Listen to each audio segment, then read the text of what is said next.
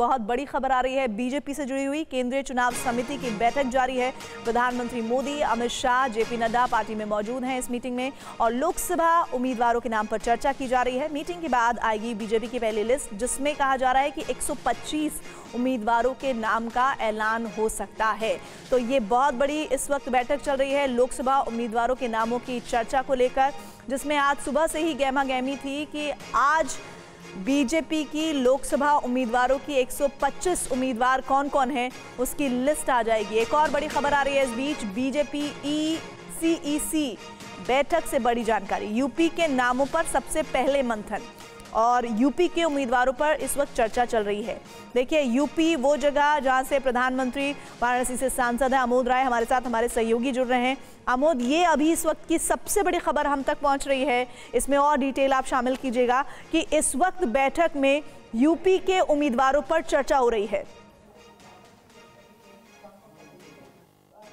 बिल्कुल बिल्कुल देखिए प्रीति, यूपी के उम्मीदवारों के नाम पर चर्चा हो रही है क्योंकि यूपी जो है बड़ा स्टेट है और 80 जहाँ से लोकसभा सांसद आते हैं और ये इस पूरी प्रक्रिया में सबसे पहली जो बैठक हुई थी लोकसभा चुनाव को लेकर वो यूपी की हुई थी, जहाँ पर कोर कमेटी की बैठक पिछले शनिवार को हुई थी। उसमें अमित शाह और जेपी नड्डा ने तकरीबन 2.5 घंटे यूपी के नेताओं के शीर्ष नेताओं के साथ कोर कमेटी के साथ बैठक की थी। उसके बाद आज भी तकरीबन 1-1.5 घंटे कोर कमेटी की बैठक यहाँ चली है और उसके बाद अब CEC में नाम लेकर गए हैं, तो वहाँ पर अंतिम रूप से नामों पर चर्चा और मुहर लगेगी।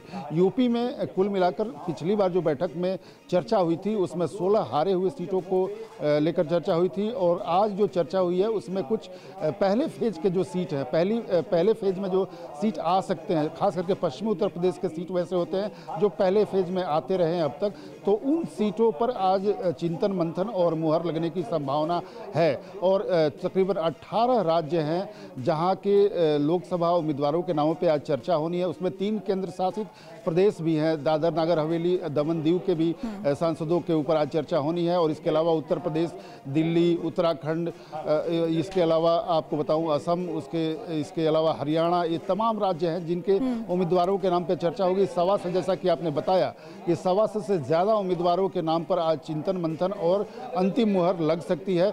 इसमें एक और वैल्यू एडिशन कीजिए, अलग बात है। उत्तर प्रदेश के नाम पर चर्चा हो रही है, उनके कैंडिडेट्स को लेकर चर्चा हो रही है। उत्तर प्रदेश एक ऐसा सूबा है जो कहा जाता है कि वहां अगर किसी ने बेहतर पार्टी ने परफॉर्म किया तो सीधे सीधे सत्ता की कमान पर हाथ में लेना बहुत आसान होता है। 80 सीटें हैं लोकसभा की वहां पर, और ऐसे में क्या आपको लगता है कि आज जो ऐलान होगा वो ज्यादातर सीटें जो होंगी वो उत्तर प्रदेश की होंगी, और ये सूची आ कितनी देर में जाएगी?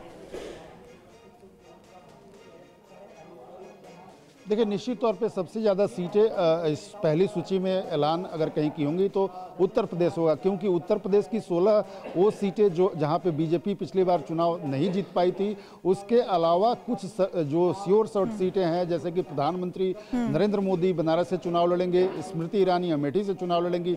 इस तरीके जो श्योर सीटें हैं उनके बारे में भी घोषणा इस लिस्ट में कर दी जाएगी। तो उम्मीद की जा रही है कि अगर पूरी अगर लिस्ट 125 से ज़्यादा हो रही है तो 25 से ज्यादा नाम उत्तर प्रदेश के हो सकते हैं कि बिल्कुल आमोद, इस लिस्ट पर हम सबकी निगाह है और जैसे ही ये लिस्ट जारी होती है हम आपका दोबारा रुख करेंगे। फिलहाल जानकारी के लिए शुक्रिया। इस वक्त आप देखिए, केंद्रीय चुनाव समिति बीजेपी की बैठक चल रही है जिसमें प्रधानमंत्री मौजूद है और उत्तर प्रदेश की सीटों पर कहा जा रहा है विशेष तौर पर इस वक्त चर्चा जारी है।